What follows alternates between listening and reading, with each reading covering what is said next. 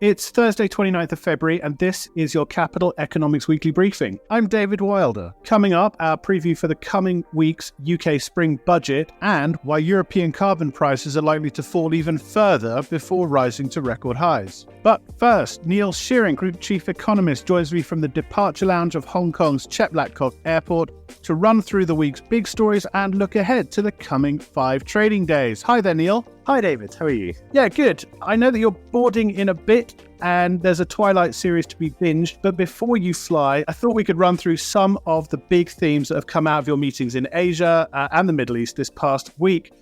We ran through them just before recording. One thing that seems clear is that these were the ones that kept coming up. It's fair to say the global macro picture is relatively calm at the moment, certainly compared to first quarters gone by. But certainly these seem identifiable potential sources of market vol in coming weeks and months. First of all, unsurprisingly, China. That was one of the big questions, wasn't it? What's happening in the economy?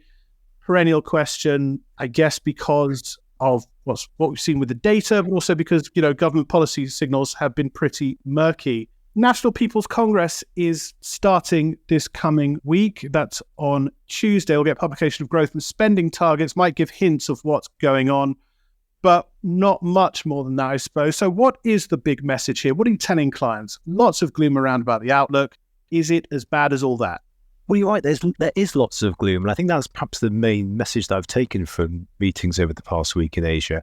Lots of concern about the direction of the Chinese economy and lots of gloom about its current position. Actually, I think for once, we're not quite as gloomy. If you look at our China activity proxy, which of course is our in-house measure of economic activity in China, that's actually suggesting that the economy has regained a bit of momentum over the past few months. And we suspect that momentum will continue to build over the first and second quarters of this year. This is, I think, primarily a response to fiscal support that was announced in August, September of last year, and then stepped up towards the back end of 2023. We're starting to see that feed through into government spending, and that's then feeding through into activity. So actually, I don't think that the actual position of the Chinese economy right now is quite as bad as some of the gloomy headlines suggest. Where we have bigger concerns is over the longer term outlook for the Chinese economy, and in particular, some of the structural challenges and issues it faces, the legacy of over-saving, the legacy of over-investment, problems in the property sector, greater state role in the allocation of resources, so on and so forth. Before, of course, we've talked about this lots before on this podcast. But right now, the economy is probably not quite as bad as some of the headlines suggest. You just mentioned over-investment, and I want to get onto that longer-term picture because another big political event in the coming week is Super Tuesday in the US, busiest day for state primaries and caucuses. And I guess it would be surprising, to say the least, if Trump didn't trump them all. But on this idea of overinvestment in China, of overcapacity in China, we've talked last week on the podcast extensively about a new trade war that could happen if Trump wins the election in November, if he makes good on those campaign promises to jack up tariffs on Chinese imports. But isn't it the case that, in terms of trade action, regardless of who's in the White House come January 25, we're on a more dangerous path in terms of global willingness to absorb Chinese overcapacity, aren't we? I think that's right. I think one of the things that has been missed in a lot of the debate, not just about Trump 2.0 and what that would mean for the global economy, but for what's happening in China too at the moment, is that there has been an enormous investment in manufacturing capacity in China over the past couple of years since the pandemic. And what that's meant is that that industrial capacity, that manufacturing capacity has got to find a home. And that's being reflected in a large rebound in China's current account surplus. Now, you won't necessarily see this in some of the official balance of payments data, but if you adjust that data to account for Chinese exports that go through bonded warehouses and offshore trade zones, then actually there's a substantial rebound in China's current account surplus to show global GDP. It's back to the peaks we saw around 2007, 2008, when measured as a share of global GDP. So I think this sets the scene for a showdown between China and the rest of the world, no matter who's in the White House. The point is that China has this additional manufacturing capacity. It doesn't have the sources of domestic demand for that capacity, so it's finding its way into overseas markets. And that means that China will tend to run large surpluses. And of course, that will irk its trading partners and means that whoever's in the White House and frankly in power in Europe. I think they're set on a collision course with Beijing over trade. So when clients come to you in Asia, I know you've had loads of questions about this and the risks that lie ahead. I mean, what are you telling them in terms of how to play this? Well, I think one of the points to make from the start is that all of our forecasts assume no policy change. So we've not embedded any assumption about who wins the US election in November, or indeed what policy after the election might be. We've assumed essentially that policy stays on its course. So we've not factored into our forecast a 10% tariff imposed on all US imports, for example, which is what Trump's mooted on the campaign trail, nor have we factored into our forecast the threat of a 60% tariff on all Chinese imports that Trump's made. And instead, we've thought about different scenarios and what those tariffs might mean. And actually, they're potentially quite substantial. In the first round of Trump tariffs during his first presidency, actually, the impact on both the US economy and, for that matter, China's economy was not that great. That's partly because China let the renminbi fall, and the move in the exchange rate did a large part of the work in terms of offsetting the effect of the tariffs. I think also, frankly, enforcement has been pretty weak. Trade's been routed through third-party countries and so on and so forth. However, the scale and the scope of the measures that have been proposed are so much greater this time around. If they were to ever see the light of day, with 60% tariff on all Chinese imports, we estimate that the renminbi would have to fall to something like 8.5 against the dollar to fully offset the effect of that tariff. And I think a currency move on that scale will be politically difficult to stomach in Beijing. So I think there's good reason to think that the effect of the tariffs and the trade action that's been proposed this time round, if it were to ever see the light of day, would have a more meaningful effect both on the US economy, but also on the Chinese economy too. What about all of this discussion about China as an exporter of deflation? Just following on from what you were saying there about overcapacity. I mean, is there something to this? And if so, is that good news for advanced economies in terms of their fights to rein in inflation? Or is it just more fuel for a geopolitical backlash? Yes, that's right. The counterpart to increased industrial capacity in China, manufacturing capacity in China, has been that Chinese exporters have had to cut their prices in order to sell their goods. And what we've seen is that although Chinese export volumes are currently running at a record high, export values have been under pressure. The nominal value of Chinese exports have fallen, but in volumes terms, Chinese exports have never been higher. Now, if you're a central banker in the West, that's good news. That helps in the fight against inflation. But I suspect on balance, it's not made a big contribution to the disinflation that we've seen across advanced economies over the past 6 months or so. And what's more, I think that the counterpart to this is, like I say, that it sets us up for a more fractious environment around trade over the next couple of years.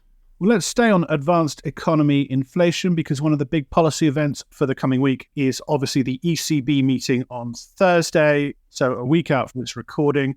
It ties in with this other question that you kept getting from Dubai to Singapore. People want to know when inflation in Europe and the US, for that matter, is going to get back to target. What are you telling people? Well, I think one point to make from the start is that on several measures, actually, inflation may already be back at targets. One of the consequences of the way that we look at inflation, which is to say, look at the year-on-year changes in prices, of the price today compared to the same month a year ago, is that when we see large changes in month-to-month prices, it often takes a while to feed through into those annual rates. Now, some of the annual rates are still quite elevated, but that reflects large monthly increases in prices around this time last year.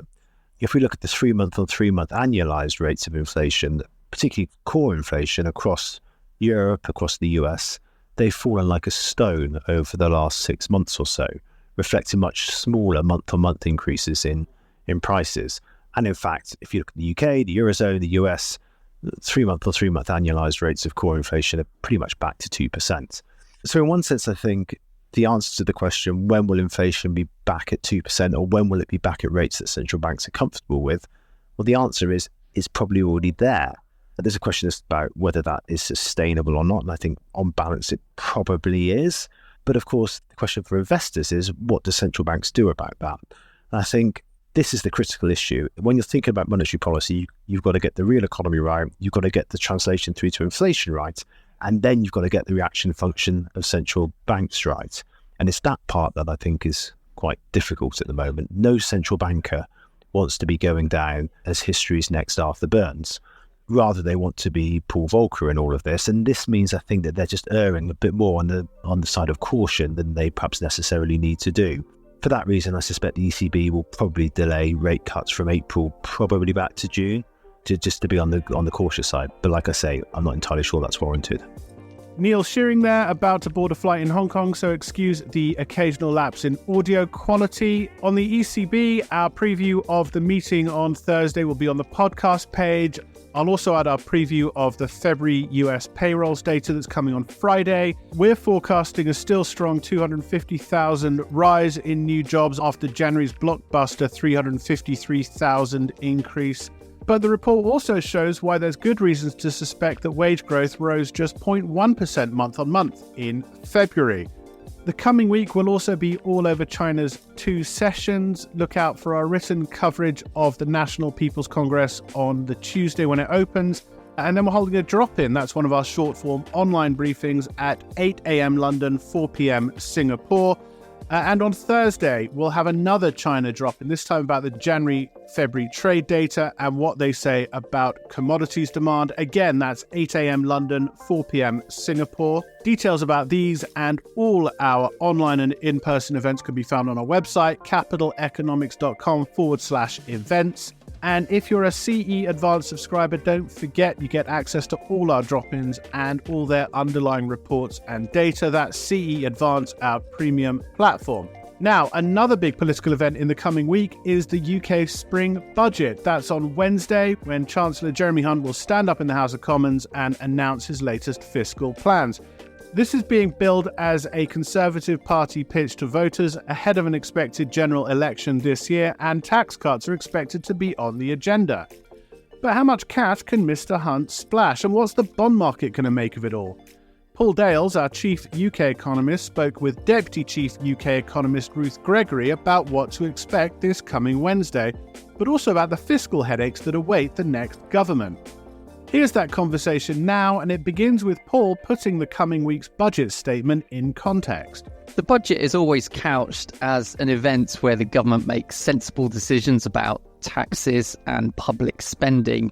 But on this occasion, we all know that it's really about trying to get as big a bang as possible in the opinion polls ahead of an election later this year. And of course, the incumbent government, the Conservatives, are really trailing far behind in those polls at the moment. It seems widely expected that the Chancellor will probably try to get a bit of a boost by announcing some modest cuts to personal taxes, although his hands to some extent are tied by some fairly tight fiscal constraints. Now, we've highlighted in detail the full analysis and what might happen in our UK Economics Focus preview in the budget. But Ruth, can you talk through to what extent any new policies announced in the budget are going to move the dial on the outlook for the UK economy and interest rates? Yeah, I think the short answer is probably that it won't move the dial very much. If the fiscal giveaway amounts to around 10 billion in the 2024-25 financial year, as we expect, and it's mostly made up of tax cuts, then it could boost the level of GDP a bit, perhaps by around 0.2%, and that may help the economy emerge from recession around the middle of this year. It suggests the risks to our current GDP growth forecast of 0.2% in 2024 maybe lie a bit to the upside. It might also support inflation a tiny bit. Yet I think all this talk of tax cuts, it does really ignore the heavily constrained fiscal backdrop. To meet his fiscal rules, the Chancellor's banking on public spending plans that the next government may be unwilling or even unable to deliver. And that does mean that tax cuts in the budget will almost certainly be followed by a fiscal consolidation after the election. So I think any fiscal sugar rush that we see this year, I don't think that will last. And it probably won't prevent the Bank of England from cutting interest rates in the summer as we expect. Well, I think that's a really great point. I mean, we know that there's an election coming, so it's not really about what this government announced. It's all about what the next government announces. After all, any policies announced now might just be reversed or overwritten by other policies come the autumn. And I guess in that sense, it means there's probably not going to be much of a reaction in the gilt market to anything announced in this budget. It really is a case of waiting to see what happens after the election. Now, in that area, we have recently released some analysis that highlighted there aren't really major differences in policies between the current government and the opposition Labour Party. And the similarities are actually what will probably set the tone for the economy after the election. And a lot of those relate to the fiscal constraints, which you've already touched upon. Ruth, can you sort of run through some of those fiscal constraints and what that might mean for the economy after the election? Yeah, as you say, these sort of overarching fiscal constraints, they are the same, aren't they, for both of the parties, the main parties? I guess we can group these fiscal constraints into two key categories. There's the forms of self-control, and there's fiscal constraints which are being imposed on both the Conservative and the Labour parties. So with regards to the first category, the forms of self-control, I don't think either party is in a rush to repeat the mistake of 2022 when the adverse market reaction to the tax-cutting bonanza in the mini-budget brought the abrupt end to Liz Truss's tenure as Prime Minister. So both parties are preaching fiscal discipline. And then the second category is those fiscal constraints that are imposed on the parties. And here we're looking at the current climate of low GDP growth, higher interest rates. And that means that whoever wins the election will have to operate in a situation where fiscal policy is much more restrictive. In our analysis, we say to the tune of around 1% of GDP. And that's not all. The ageing population, that's increasing the upward pressure on health, social care and pension spending.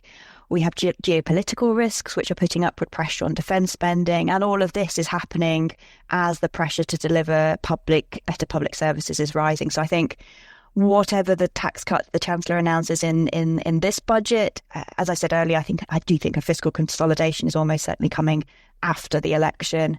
And perhaps whichever party wins the election will have quite a strong incentive to front load those tax rises as part of that fiscal consolidation, hoping there'll be a distant memory come the next election. So in terms of what that means for the economy, this probable fiscal squeeze in 2025, I think it does make us a bit more confident in our view that interest rates will end 2025 at 3%, which is lower than the current market pricing, which is at 4%. The way you listed all those challenges, it sounds like winning the next election is going to be a bit of a poisoned chalice for whoever is in government afterwards, as it is going to be a very challenging fiscal environment for them. I guess that's, you said that there's a good chance that whoever wins will have to run a tighter ship when it comes to fiscal policy and acknowledge that government spending may have to be higher and that as a result, taxes will have to be higher. I suspect, given that, the bond market will probably reserve judgment, really, and wait to see until what policies are announced after the election. And our assumption is really that the government at the time will probably do enough to keep the bond market on side. But there are other scenarios out there. One could be that the new government just continues to kick the fiscal can down the road and almost ignores or denies the restraints that it is under. To what extent do you think the bond market would be forgiving in that situation? Well, I think I agree with what you've just said in that for now, investors will probably continue to give the Chancellor the benefit of the doubt and wait to see what tax and spending policies are implemented after the election.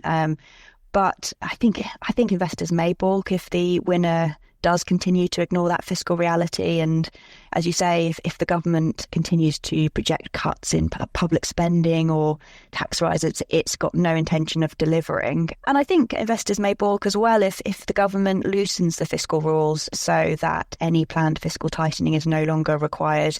And I think it's really important to put this in context.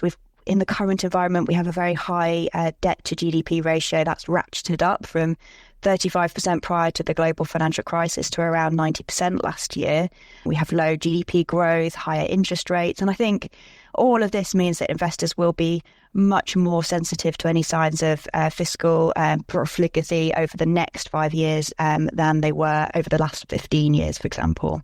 It's interesting to note that, of course, the UK isn't the only country in this situation. Many major economies are struggling with the same fiscal constraints caused by higher interest rates and reasonably low economic growth.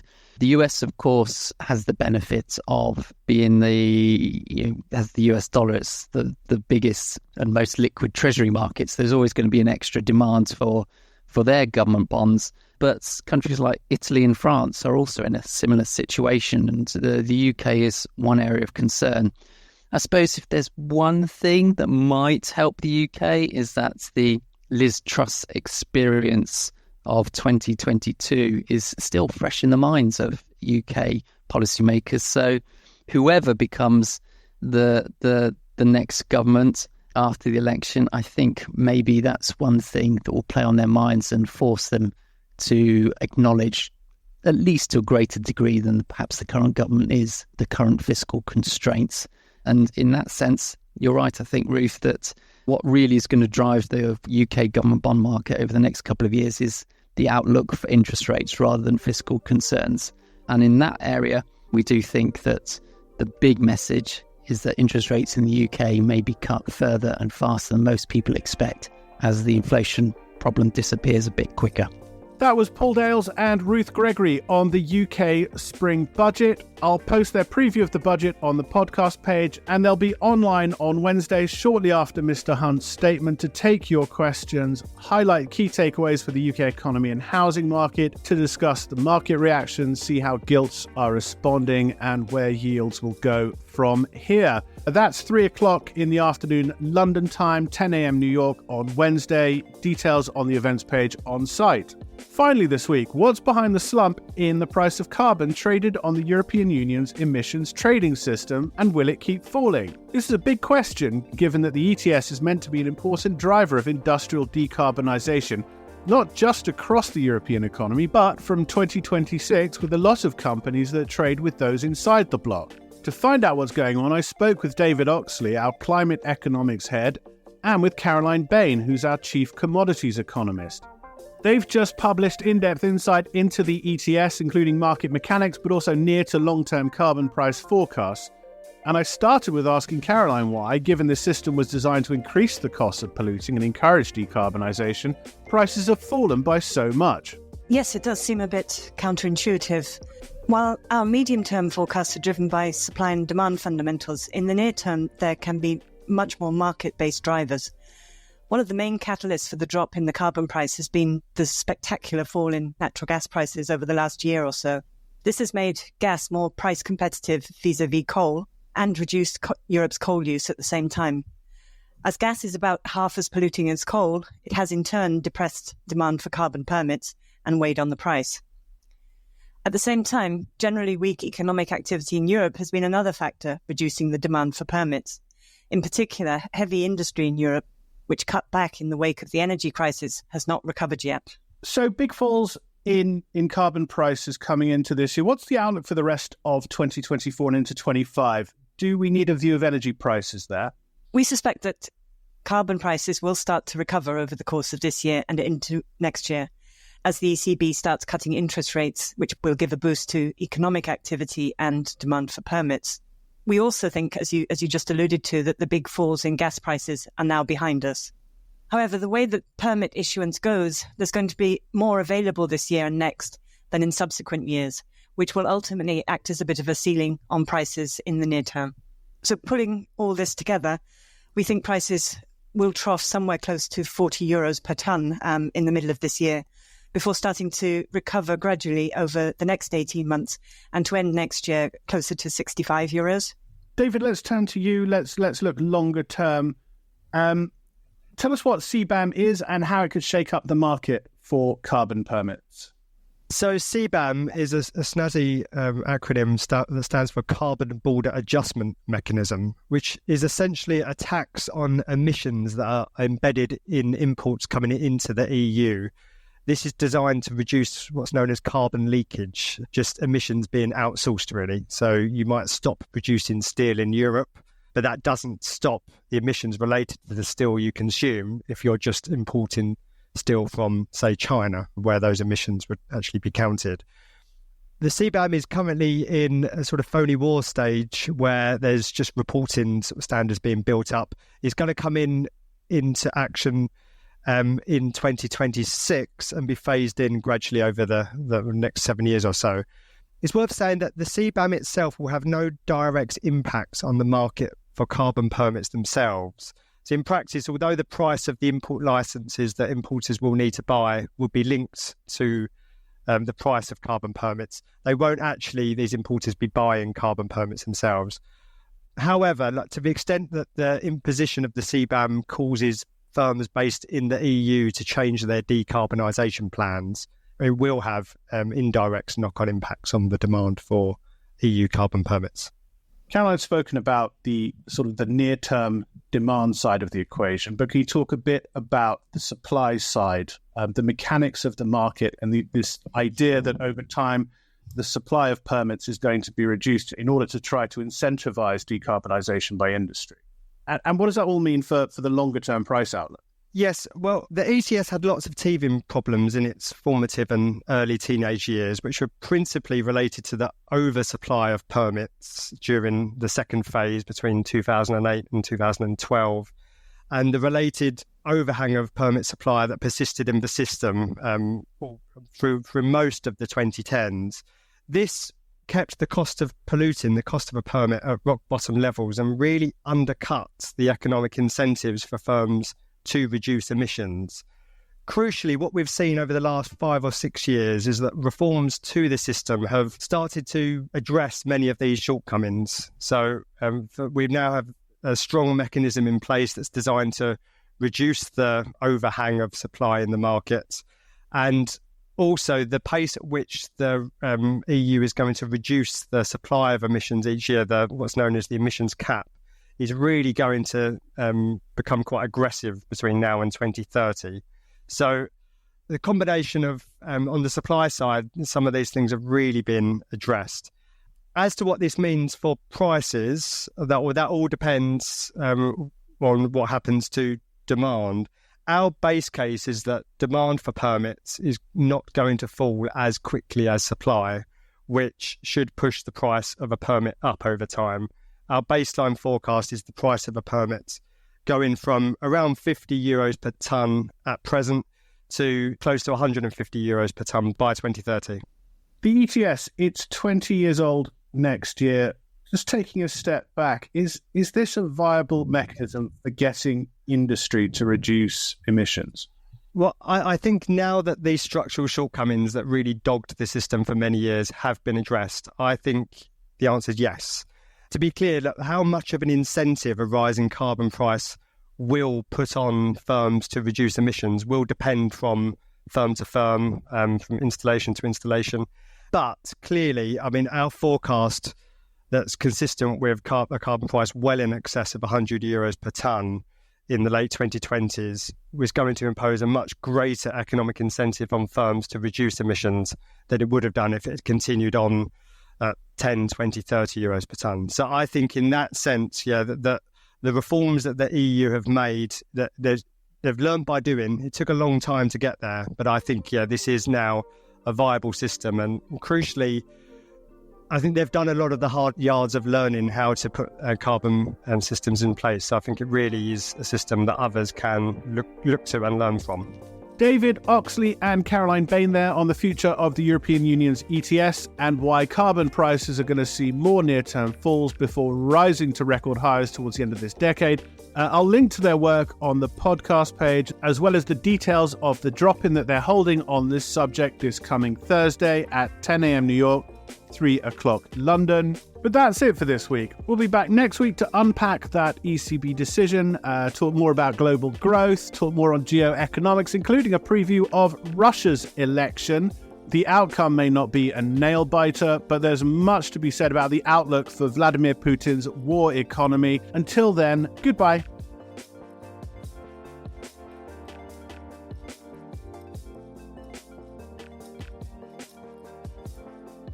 Whilst this podcast is provided with all reasonable skill and care, it comprises the subjective views of our economists. Furthermore, these views are not opinions, nor do they constitute investment or financial advice, or are they guarantees or reassurances to the expected results of any investment products or outcome. You should seek your own specific advice in relation to questions you may have. We will have no liability to you in relation to this podcast whatsoever.